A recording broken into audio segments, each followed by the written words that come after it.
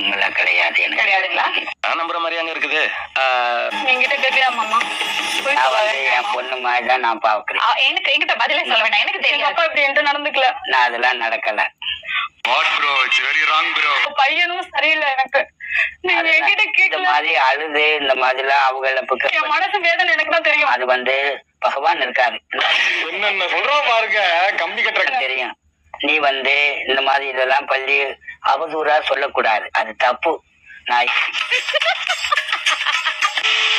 என்னைக்கு நான் பொண்ணை இழந்தவேன், என் பொண்ணு மாதிரிதான் உன்னைய பாவிக்கிறேன். அந்த மாதிரிலாம் அபாண்டமா தப்பு இதெல்லாம் சொல்லக்கூடாது. ஒரு ஜென்டில்மேனை பார்த்து கேட்கிற கேள்வியா இது? நீங்க என் கூட நீ இனிமேல் என்ன சாதிக்க போறா, உனக்கு எது குறைஞ்சிட போதா, நீ கூட நான் உனக்கு செய்யறேன் வாங்குறேன், நீங்க ஒண்ணுமே செய்யலையா? மாதிரிலாம் நான் சென்னதே இல்ல. வீணா அது வேற வாயி, இது நார வாயி. என் பாவம் உன்னைய சும்மா விடாது. என் பாவம் உங்களை சும்மாவே விடாது. நல்லபடியா சொல்றேன். நான் தப்பு செஞ்சேன்னா பையன் 1000 தப்பு செஞ்சாரு. இங்க இருந்து போறேன்ல ஊருக்கு போற வழியிலே எனக்கு 2 நாள் ஆகி வீட்டுக்குள்ள இருந்துட்டு நான் பட்ட பாடு எனக்கு தான் தெரியும்.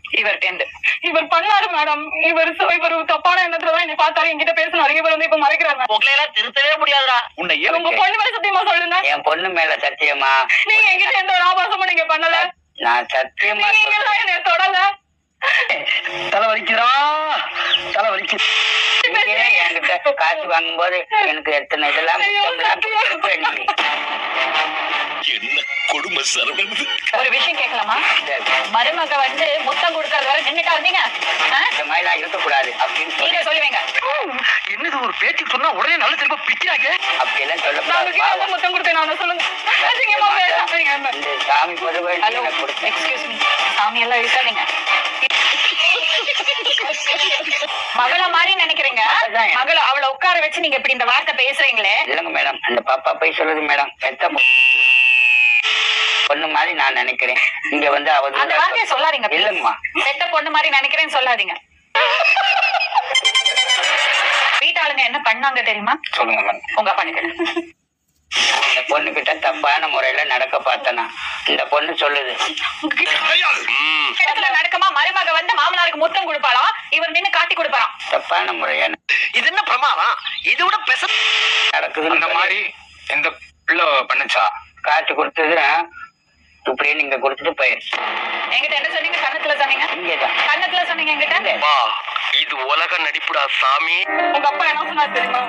என்கிட்ட வச்சு போய் எதுவும் குறைஞ்சு போயிருமா, எனக்கு கூட நான் உனக்கு காசு பணம் தாரேன், நான் வீட்டுல இருக்க நான் எடுத்தாரேன்னு சொன்னாரு.